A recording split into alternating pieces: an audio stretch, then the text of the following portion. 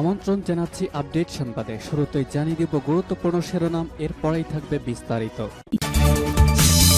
দখলদার ইসরায়েল এবং ইরান পুরোদমে যুদ্ধ চলছে। এই মুহূর্তে হাতে থাকার সর্বশেষ আপডেট সংবাদ জানিয়ে দিব। ইরানে হামলার তীব্রতা বাড়ানোর নির্দেশ, নেতানিয়াহুর হুঙ্কার।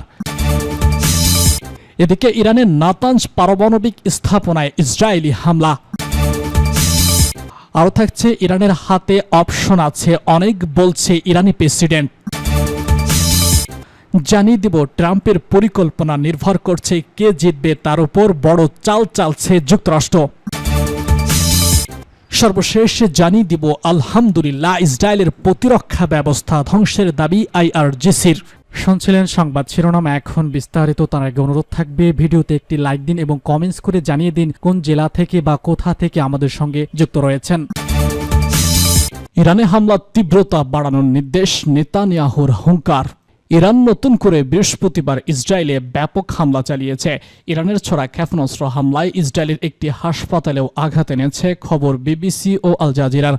প্রতিবেদনে বলা হয়েছে, ইসরায়েলের বাসক ও হাসপাতালে ইরানের হামলার বিষয়ে কড়া প্রতিক্রিয়া জানিয়েছে ইসরায়েলি প্রধানমন্ত্রী বেনিয়ামিন নেতানিয়াহু। এ নিয়ে সামাজিক যোগাযোগ মাধ্যম এক্সে পোস্ট করেছেন তিনি। পোস্টে নেতানিয়াহু বলেছেন, আজ সকালে ইরানের সন্ত্রাসী অত্যাচারীরা বেরসোবার সুরকো হাসপাতালে এবং মধ্য অঞ্চলে সাধারণ মানুষের ওপর ক্ষেপণাস্ত্র নিক্ষেপ করেছে। হুঁশিয়ার বার্তা দিয়ে তিনি বলেন, আমরা তেহরানের সেই অত্যাচারীদের থেকে পুরো মূল্য আদায় করব। সিএনএনের লাইভ প্রতিবেদনে বলা হয়েছে, ইরানের সর্বশেষ চালানো এই হামলার পর তেহরানে হামলা জোরদারের নির্দেশ দিয়েছে ইরানের প্রতিরক্ষা মন্ত্রী।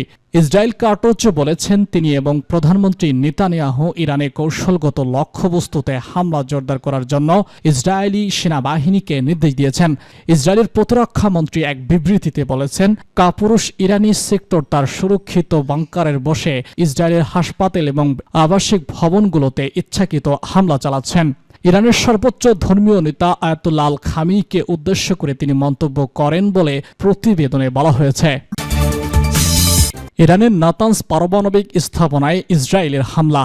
ইসরায়েলের সামরিক বাহিনী এক ঘোষণায় জানিয়েছে, তাদের বিমান বাহিনী বুধবার রাতে ইরানের নাতানজ শহরের একটি স্থাপনায় হামলা চালিয়েছে, যেটি তাদের ভবিষ্যৎ মতে পারমাণবিক অস্ত্র তৈরির কাজে ব্যবহৃত হতো। ইসরায়েলি প্রতিরক্ষা বাহিনী আইডিএফ বলেছে, এই স্থাপনায় এমন বিশেষ যন্ত্রাংশ ও উপকরণ রয়েছে যা পারমাণবিক অস্ত্র তৈরিতে ব্যবহার হয় এবং এখানে এমন প্রকল্প চলছে যা পারমাণবিক অস্ত্র কর্মসূচিকে দ্রুত এগিয়ে নিতে সাহায্য করবে। বিবিসির প্রতিবেদনে বলা হয়েছে, নাতানজ এর আগেও হামলা হয়েছে। এ সপ্তাহের শুরুতে বৈশ্বিক পারমাণবিক পর্যবেক্ষক সংস্থার প্রধান বিবিসিকে বলেছেন, ইরানের ভূগর্ভস্থ ইউরেনিয়াম সমৃদ্ধকরণ কেন্দ্রে থাকা সেন্ট্রিফিউজগুলো পুরোপুরি ধ্বংস না হলেও সম্ভবত মারাত্মকভাবে ক্ষতিগ্রস্ত হয়েছে। ইসরায়েল গত শুক্রবারের হামলার পর এ কথা জানান তিনি। ইসরায়েল অভিযোগ করেছে, ইরান সম্প্রতি তারা সমৃদ্ধ ইউরেনিয়ামের মজুদকে অস্ত্র তৈরির পথে নিয়ে যাচ্ছে, যা বিদ্যুৎ উৎপাদন বা পারমাণবিক বোমা দুটোরই জন্য ব্যবহার হতে পারে। গত রোববার ইরান বরাবর জানিয়েছে যে তাদের পারমাণবিক কর্মসূচি শান্তিপূর্ণ উদ্দেশ্যের জন্য ইরান এবং আন্তর্জাতিক আণবিক শক্তি সংস্থার ৩৫ জাতির বোর্ডকে ইসরায়েলি হামলার তীব্র নিন্দা জানানোর আহ্বান জানিয়েছে। ইরানের হাতে সব অপশন আছে, নেতানিয়াহুকে হুঙ্কার। এবার ইসরায়েলের পক্ষ থেকে যুদ্ধে জড়ানো নিয়ে যুক্তরাষ্ট্রকে কড়া ভাষায় সতর্কবার্তা দিয়েছে ইরান।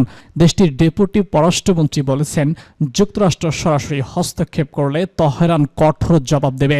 বার্তা সংস্থা এএফপির প্রতিবেদনে এসব তথ্য জানানো হয়েছে। রাষ্ট্রীয় টেলিভিশনে ইরানের ডেপুটি পররাষ্ট্রমন্ত্রী কামিজ বাঘারবাদী বলেছেন, জায়ানবাদী রেজিমেন্টের পক্ষে যুক্তরাষ্ট্র যদি সক্রিয়ভাবে অংশ নেয় তাহলে আক্রমণকারীদের শিক্ষা দিতে এবং ইরানের জাতীয় নিরাপত্তার স্বার্থ রক্ষার জন্য তেহরানকে তার হাতিয়ার হিসেবে ব্যবহার করতে হবে। যুক্তরাষ্ট্রকে এই সংঘাত থেকে দূরে থাকার আহ্বান জানিয়ে ইরানি এই নেতা বলেন, ইরানের সামরিক কমান্ডারদের কাছে প্রয়োজনীয় সকল অপশন আছে। এদিকে ইরান নতুন করে বৃহস্পতিবার ইসরায়েলের ব্যাপক হামলা চালিয়েছে। ইরানের ছোড়া ক্ষেপণাস্ত্র ইসরায়েলের একটি হাসপাতালেও আঘাত এনেছে। ইসরায়েলের সোরোকো হাসপাতালে ইরানের হামলার বিষয়ে কড়া প্রতিক্রিয়া জানিয়েছে ইসরায়েলি প্রধানমন্ত্রী বেনিয়ামিন নেতানিয়াহু। এ নিয়ে সামাজিক মাধ্যম এক্স পোস্টে করেছেন তিনি। পোস্টে নেতানিয়াহু বলেছেন, আজ সকালে ইরানের সন্ত্রাসী অত্যাচারীরা বৃহস্পতিবার সোরোকো হাসপাতালে এবং মধ্যাঞ্চলে সাধারণ মানুষদের উপর ক্ষেপণাস্ত্র নিক্ষেপ করেছে। হুঁশিয়ার বার্তায় তিনি আরও বলেছেন, আমরা তেহরানের সেই অত্যাচারীদের থেকে পুরো মূল্য আদায় করব। সিএনএনের লাইভ প্রতিবেদনে বলা হয়েছে, ইরানের সর্বশেষ চালানো এই হামলার পর তেহরানে হামলা জোরদারের নির্দেশ দিয়েছে ইরানের প্রতিরক্ষা মন্ত্রী। ইসমাইল কার্টোচ বলেন, তিনি এবং প্রধানমন্ত্রী নেতানিয়াহু ইরানে কৌশলগত লক্ষ্যবস্তুতে হামলা জোরদার করার জন্য ইসরায়েলি সেনাবাহিনীকে নির্দেশ দিয়েছেন। ট্রাম্পের পরিকল্পনায় নির্ভর করছে কে জিতবে তার উপর।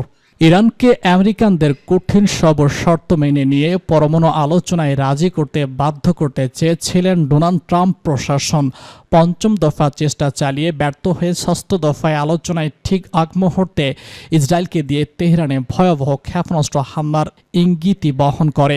কিন্তু তখন যখন পাল্টা ক্ষেপণাস্ত্র হামলা চালানো শুরু করেছে তেহরান, দাবি করছে ইসরায়েলের আকাশ প্রতিরক্ষা ব্যবস্থা গুড়িয়ে দেওয়া তখন খানিকটা চাপে পড়ে গেছেন মার্কিন প্রেসিডেন্ট। ট্রাম্প এখন কোন পথে হাঁটা উচিত এ নিয়ে যখন দৃষ্টিতে হচ্ছে নানা আলোচনা, তখন পেন্টাগনের প্রাক্তন কর্মকর্তা বলেছেন, মার্কিন পরিকল্পনা আসলে নির্ভর করছে এই যুদ্ধে কে জিততে পারবে তার উপর।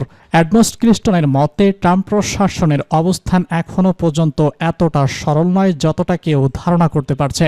পেন্টাগনের সাবেক এই কর্মকর্তা ওয়াশিংটন থেকে আল জাজিরাকে জানান, এখনই ইঙ্গিত দেওয়া যাচ্ছে যে আমেরিকা মধ্যপ্রাচ্যে আর কখনো সংঘাতে জড়িয়ে পড়তে চায় না। তবে ক্যাপিটাল হিলে রিপাবলিকান পার্টির মধ্যে এ বিষয়ে কোনো চুক্তি হয়নি। তবে অবশ্যই কিছু ইরানের বাজপাখি আছেন যারা মনে করেন যে এই সংঘাত দীর্ঘস্থায়ী হতে পারে। ক্রিস্টোমেন আরও বলেছেন, এই সংঘাতে যুক্তরাষ্ট্রের জড়িত থাকার প্রকৃতি আসলে নির্ভর করছে ট্রাম্প প্রশাসনের লক্ষ্য তার উপর। এটা আসলে প্রেসিডেন্টের উপরে নির্ভর করছে। তবে যদি মার্কিন যুক্তরাষ্ট্র এই সংঘাতে জড়িত হয় তাহলে তারা কিভাবে সংঘাত থেকে নিজেকে মুক্ত রাখবে সেই প্রশ্ন তুলেছেন এই কর্মকর্তা। ইসরায়েলের আকাশ প্রতিরক্ষা ব্যবস্থা এড়িয়ে তেহরানে ইরানের একের পর এক ক্ষেপণাস্ত্র হামলা দেখে অবস্থার দৃশ্যে মনে হচ্ছে এই যুদ্ধে মাথা নত করবে না ইরান। অবশেষ টেলিভিশনে দেওয়া ভাষণে দেশটির সর্বোচ্চ নেতা আয়াতুল্লাহ আল খামেনিও তেমনই জোরে গলায় বলেছেন, আর এই অবস্থায় যুদ্ধে জয় পেতে ইসরায়েলের হয়ে লড়াই করা অথবা ইসরায়েলকে গাছে তুলে মই কেড়ে নেওয়া ছাড়া খুব বেশি অপশন নেই এখন ট্রাম্প প্রশাসনের হাতে। এবার ইসরায়েলের প্রতিরক্ষা ব্যবস্থা ধ্বংস করার দাবি আইআরজিসির। চলমান পাল্টা হামলার মধ্যে এবার ইসরায়েলের প্রতিরক্ষা ব্যবস্থা ধ্বংসের দাবি করেছে ইসরায়েলি রেজলিউশনারি গার্ড কর্পস। দেশটির গণমাধ্যম মেহের নিউজ তাদের এক প্রতিবেদনে জানাচ্ছে এমন কথা। ইসরায়েলের প্রতিরক্ষা ব্যবস্থা ধ্বংসের দাবি করে আইআরজিসি জানাচ্ছে, বসতি স্থাপনাকারীদের এখন ধীরে ধীরে আশ্রয় কেন্দ্রে মারা যাওয়া অথবা ফিলিস্তিনের অধিকৃত অঞ্চল থেকে পালিয়ে যাওয়ার মধ্যে একটা পথ বেছে নিতে হবে। ইসরায়েলের বিরুদ্ধে পাল্টা হামলা এরূপ অপশন টু প্রমিস এর দ্বারপ্রান্ত পর্ব শুরু করার পর এক বিবৃতিতে এমনটাই দাবি করেছে আইআরজিসি।